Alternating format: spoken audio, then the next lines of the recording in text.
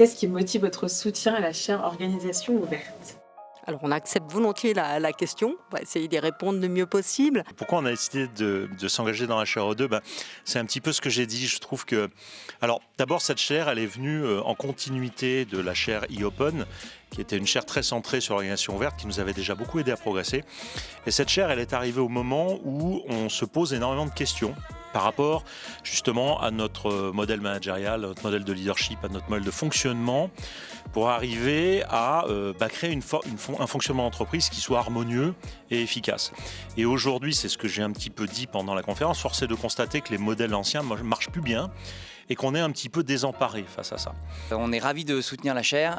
Une des raisons principales, c'est donner une caisse de résonance à toutes ces questions qui sont absolument vitales pour notre société et pour toutes les organisations qui se posent des questions. Comme vous le savez, Salomon effectivement est membre fondateur de la fondation. Mais au-delà du support financier que nous avons bien sûr toujours amené depuis l'origine, ce qui importe pour nous, ça a toujours été de se placer en acteur et de contribuer effectivement aux travaux de la Fondation. Cette association avec la Fondation est importante pour nous parce qu'on ne sépare pas l'enjeu de la réflexion avec l'enjeu de l'action.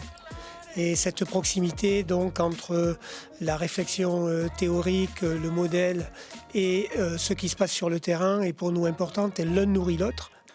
Tant l'humain que la question du vivant, que la question du rapport homme-machine.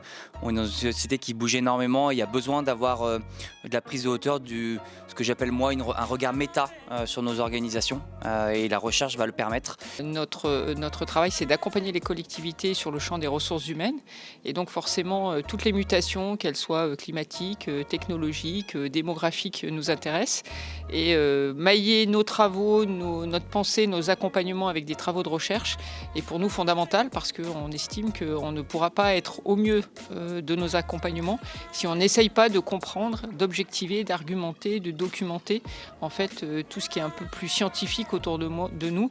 Et donc la recherche est pour nous un élément indispensable. C'est la raison pour laquelle les élus du conseil d'administration n'ont pas hésité une minute à soutenir la Fondation.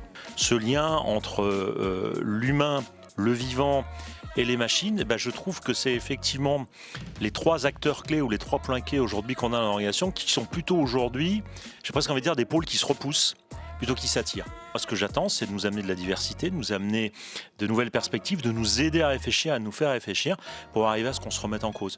Donc on a besoin de se réinventer et quoi de mieux qu'une chaire pour nous aider à nous réinventer. Voilà les raisons pour lesquelles on n'a pas hésité une seule seconde à être mécène.